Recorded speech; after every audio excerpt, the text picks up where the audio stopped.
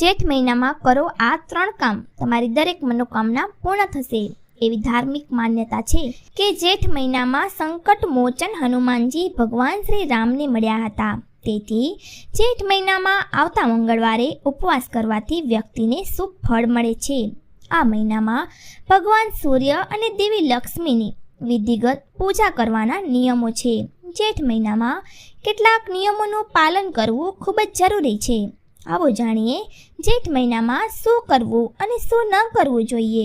એ જાણીએ તે પહેલાં વિડીયોને લાઈક કરજો, ચેનલને જરૂરથી સબસ્ક્રાઈબ કરજો અને કોમેન્ટ બોક્સમાં જય શ્રી રામ, જય બજરંગબલી જરૂરથી લખજો અને વિડીયોને છેલ્લે સુધી જોતા રહેજો. તે પહેલાં જેઠ મહિનાનું મહત્ત્વ જાણી લઈએ. હિન્દુ ધર્મમાં જેઠ મહિનાનું વિશેષ મહત્ત્વ છે. જેઠનો સ્વામી મંગળ છે. આ ગ્રહને હિંમત અને બહાદુરીનું પ્રતીક માનવામાં આવે છે. આ સાથે જેઠ મહિનો પણ ભગવાન વિષ્ણુના પ્રિય મહિનાઓમાંનો એક છે. આ સાથે આ મહિનામાં ભગવાન હનુમાન પ્રથમ વખત શ્રી રામને મળ્યા હતા. આ કારણે જેઠ મહિનામાં આવતા દર મંગળવારે બડા મંગલ તરીકે ઓળખવામાં આવે છે. 1. જેઠ મહિનામાં ભગવાન વિષ્ણુ, દેવી લક્ષ્મી, શિવની પૂજા કરવી શુભ માનવામાં આવે છે. જેઠ મહિનામાં દાનનું પુણ્ય કરવું અત્યંત ફળદાયી છે. તમે કપડાં, ખોરાક, પૈસાનું દાન કરી શકો છો. 2. જેઠ મહિનામાં ગંગા સ્નાનનું વિશેષ મહત્વ છે. તેથી આ મહિનામાં ગંગા સ્નાન કરો અને જો શક્ય ન હોય તો નહાવાના પાણીમાં ગંગાજળ ભેળવીને સ્નાન કરો. 3. જેઠ મહિનામાં તલનું દાન કરવું ખૂબ જ ફળદાયી માનવામાં આવે છે. આમ કરવાથી ભગવાન વિષ્ણુ પ્રસન્ન થાય છે. આ મહિનામાં તલનું દાન કરવાથી વ્યક્તિ અકાળ મૃત્યુથી બચી શકે છે. જો તમે શારીરિક રીતે સ્વસ્થ રહેવા માંગો છો તો તમારે સૂર્યદેવને જળ ચડાવવું જોઈએ અને ઘરના મંદિરમાં ભગવાનને ગોળનો ભોગ લગાવવો જોઈએ. 4. મંગળ જેઠ માસનો સ્વામી છે. તેથી આ દિવસોમાં હનુમાનજીનું પૂજાનું પણ ઘણું મહત્વ છે. આ મહિનામાં ભગવાન હનુમાનજીની પૂજા કરવાથી દરેક પ્રકારની સમસ્યાઓ દૂર થાય છે.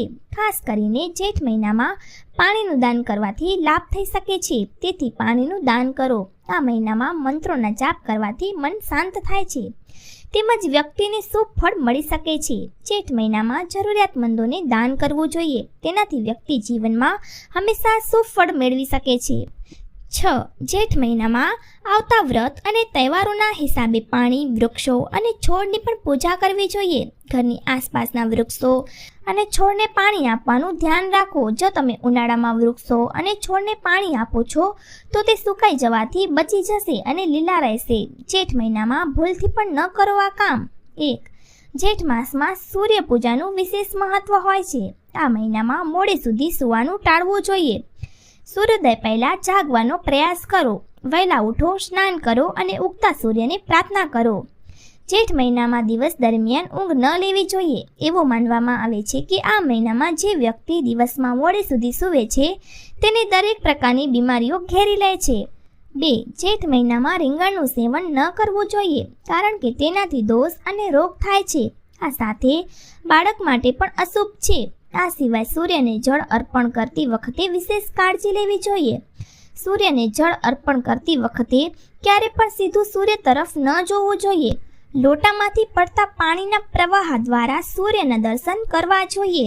3. જેઠ મહિનામાં પાણીનો બગાડ કરવાની ભૂલ ન કરો. આ મહિનામાં પાણીનો બગાડ કરવાથી વરુણ દેવ દોષ થાય છે. તેથી પાણીનો બગાડ ટાળવો જોઈએ. એવું માનવામાં આવે છે કે એ સમયે પાણી બિનજરૂરી પ્રવાહ પણ પાણીની જેમ પૈસા વહી જાય છે.